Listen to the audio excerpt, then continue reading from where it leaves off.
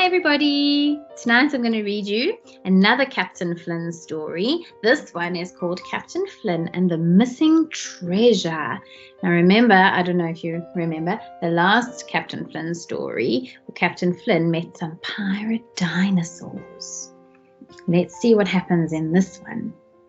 This is Flynn.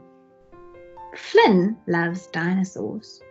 Tomorrow is a very special day because Flynn's teacher, Miss Pye, is taking his class to see the dinosaur skeletons at the museum. Here we are, said Miss Pye. Now remember, stay together and don't touch anything. Flynn's class followed the museum guide to the skeleton room. Wow, said Flynn to his friends Pearl, Tom and Violet. That one looks really scary. This one is a Giganotosaurus, said the guide. He was even bigger and more ferocious than the mighty Tyrannosaurus Rex.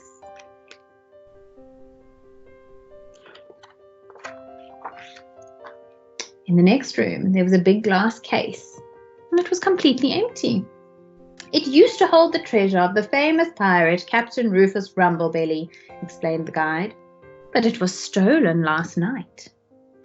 Real pirate treasure, said Flynn, who liked pirates just as much as he liked dinosaurs. But who could have stolen it? Look, said Tom, maybe these strange feathers are a clue. They seem to be leading to that cupboard, said Pearl. Then let's follow them, said Violet. So Flynn and his friends quietly opened the door and slipped through. The cupboard was cold and dark and full of cobwebs. Wait a minute, said Flynn. What's that? He bent down and he picked up a gleaming golden coin. And another, and here's another one. It must be the treasure, said Violet. And just at that moment, the back of the cupboard fell away and Flynn and his friends all tumbled out into the captain's cabin of an old-fashioned pirate ship. Help! Help! Shrieked a pirate who was tied to a table. My treasure! They've stolen my treasure! What treasure? Asked Flynn as he quickly untied the pirate. Why, the famous treasure of Rufus Rumblebelly, said the pirate. I'm Gordon Gurgleguts, and Rufus Rumblebelly was my granddaddy. I took the treasure from the museum just to have a little look, and then someone stole it from me. That's amazing, said Flynn. We are looking for the treasure too. We'll help you find it, but only if you promise to take it straight back to the museum.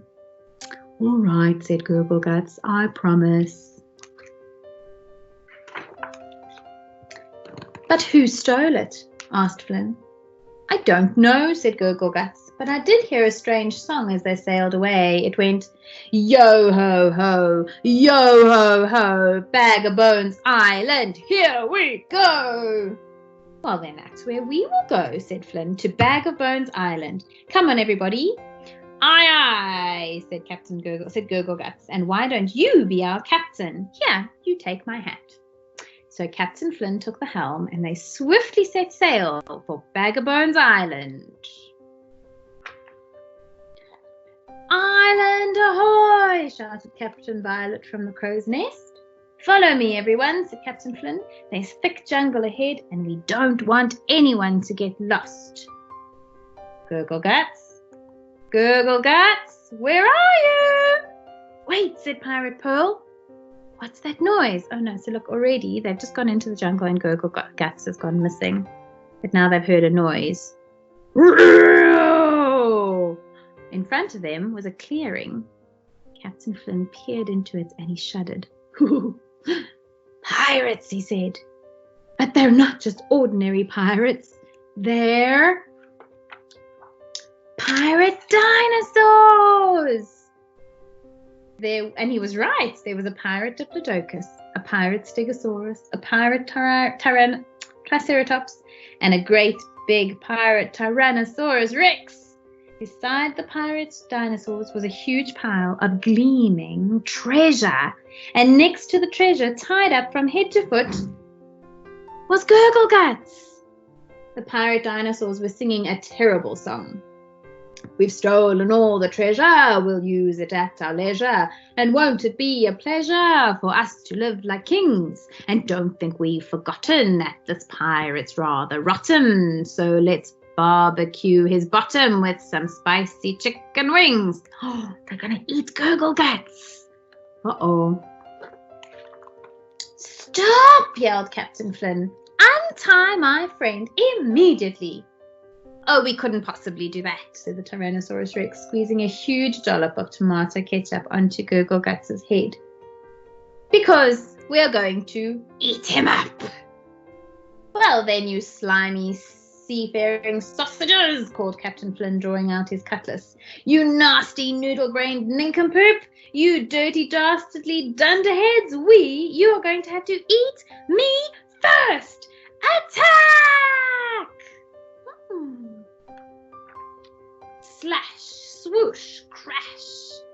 Suddenly, Captain Flynn took a huge swipe at Tyrannosaurus and pinned him up against a tree. Ah, please, spare me, said Tyrannosaurus Rex, and I promise to be the goodest goody in the whole world ever. That sounds familiar. He said that in the last book too. You great big fibber, said Captain Flynn. A fibber is a liar, somebody who doesn't tell the truth. Fibber, eh? Said Tyrannosaurus Rex angrily. Well then, I think it's time you meet my cousin. The ground began to shake, and an enormous shadow fell over the island. There was the hugest, fiercest, most terrifying-looking dinosaur in the whole wide world. Said Captain Flynn. Who are you?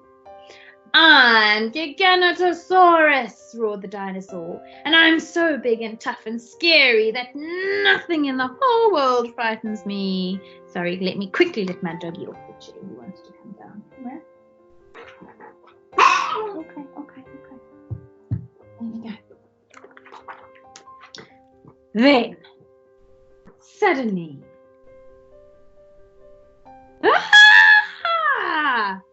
cried the Giganotosaurus. Spider! Spider! Help! A tiny spider was hanging from Captain Flynn's hat. There it is. Well, shiver me timbers, said Flynn. Fancy a big old dinosaur being scared of a teeny-weeny spider. They're just so creepy and crawly, wailed the Giganotosaurus. Keep him away from me, please. In all of the commotion, Captain Flynn saw his chance. He quickly freed Gurgle Guts, and in a flash, all of the pirate dinosaurs and the Giganotosaurus were tied up tightly.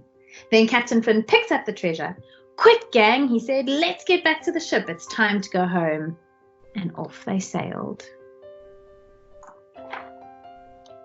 Land ahoy! Cried Violet. So the children hugged Gurgle Guts goodbye, and then one by one they clambered through the ship and into the cupboard. And back into the museum. Wherever have you been? Said Miss Pie. We found the missing treasure, said Flynn. My goodness, said the museum guide. Well done, but who stole it? Oh, it's a long story, said Flynn, but it ended up in the hands of some pirates. Oh, and they weren't just any pirates, they were pirate dinosaurs. Pirate dinosaurs, laughed the guide. That's the silliest thing I've ever heard in my whole life. Pirate dinosaurs, indeed. And just for your information, said Flynn, I can tell you something about your Giganotosaurus. He was frightened of spiders. Very frightened indeed. What an adventure. Have a good night, everybody. Sleep tight.